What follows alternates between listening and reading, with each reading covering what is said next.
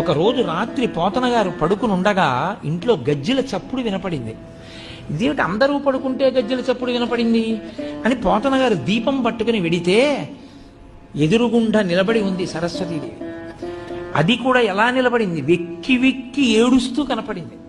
ఆయన అమ్మవారి కాళ్ళ దగ్గర కూర్చుని, అమ్మా ఎందుకమ్మా ఏడుస్తున్నావో, నా నట్టింట నిలబడి దేనికి ఏడుస్తున్నావమ్మా అని అడిగారు.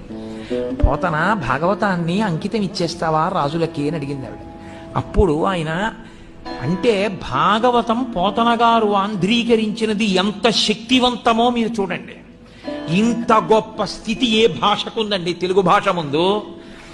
సరస్వతి నిలబడి అడిగింది, ఏ భాషలో ఏ కవిని అడగలేదు, ఒక్క తెలుగు భాషలో పోతన గారిని అడిగింది అమ్మవారు.